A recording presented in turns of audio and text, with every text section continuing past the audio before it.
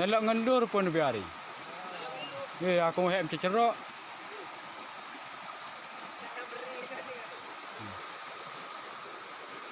Nelak sedot emas ni. Tempat kami.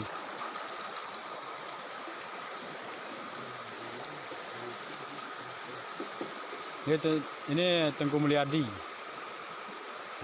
Ini Edil Irawadi. Mereka ini melihat sisa-sisa emas sedotan. Mungkin ada yang besar jagung kadang. Mantap guys. Mantap.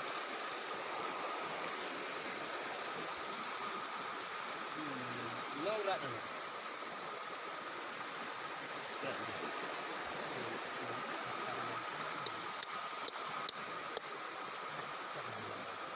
Dah berhenti, dah lama kerja, istirahat sebentar.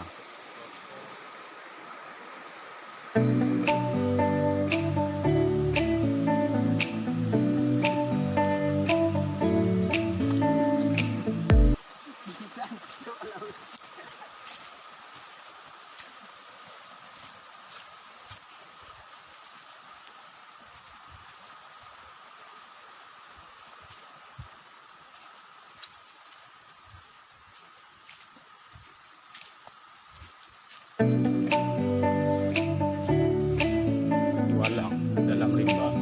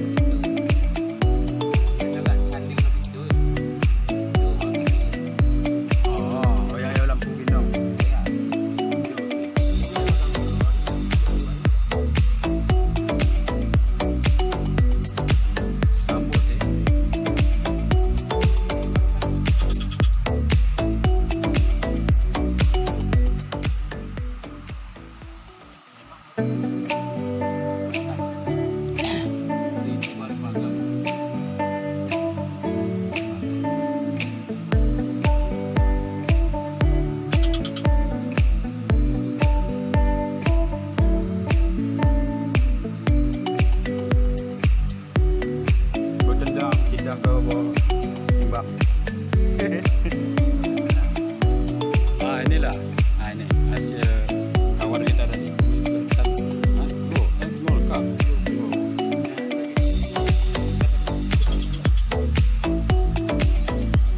Inilah guys.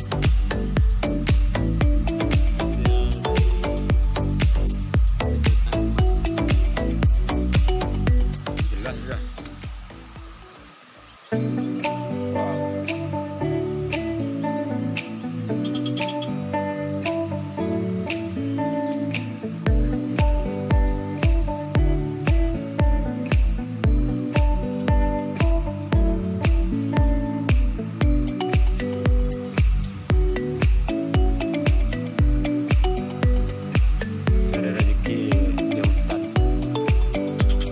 Dapat emas.